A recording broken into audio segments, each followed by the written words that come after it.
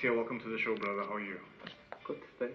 It's good to have a guy from Port Elizabeth, Eastern Cape, Motherwell, nonetheless, to say.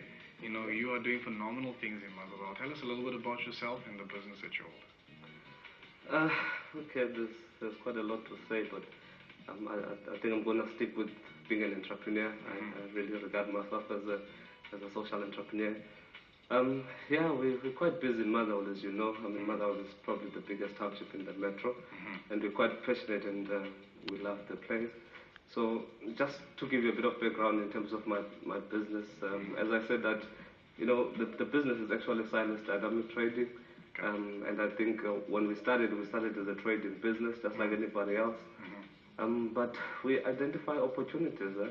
We realize that, look, we're going to have to move from just typical trading to what we call knowledge-based business.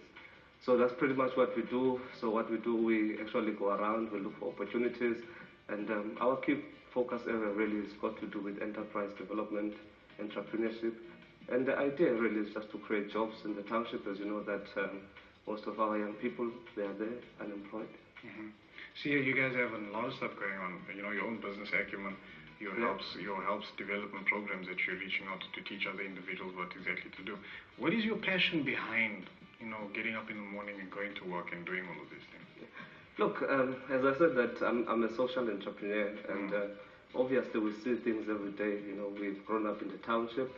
You know, we see the hardship, and we understand that if you look at the issue of unemployment, obviously it's affecting young people. So my passion is simple, you know, just to make a contribution and see if we can be able to make some sort of a dent in the unemployment sector.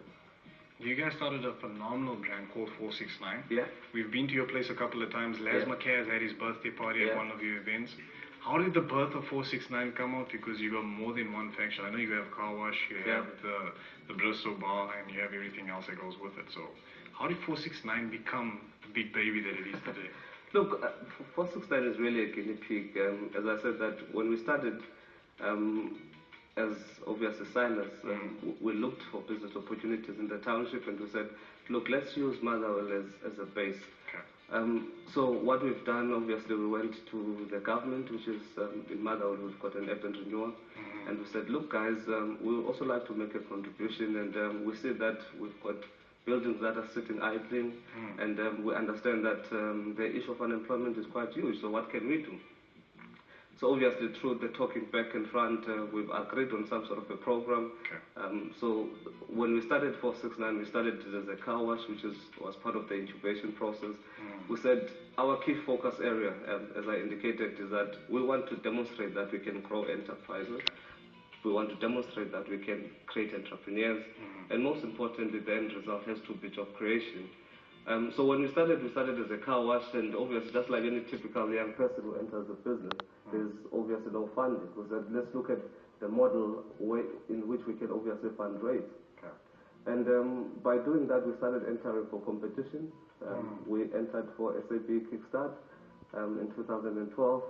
And to our surprise, I mean, a car wash is really a typical business. If you go to the township, each street has got a bucket and there's a car being washed. So, but we've taken the concept of a car wash, we've modeled it into some sort of an enterprise, we've entered for a competition. To our surprise, we actually won as the number one in the Eastern Cape. So we obviously we knew that there was an opportunity there.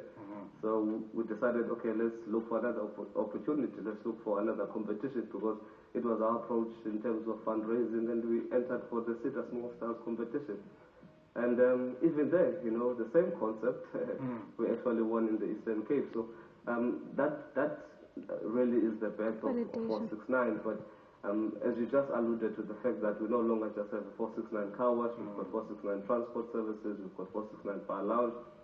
Because as I said, that the idea is to demonstrate to people that we can grow the enterprises. And obviously we can create jobs, because within 469 family we probably have about 30 people that work there, which is all the enterprise that I just mentioned. So we're really trying our level best to make sure that we meet the expectations that we set for ourselves. See, you're a learned man as well. You know, you've got diplomas and you have your MBA as well. You know, the idea behind getting a bit of education to help you, has it been beneficial for your business career? No, definitely. When we start business, it's always a circumstantial issue. You start a business because you've got nothing else to do and you need to obviously sustain yourself.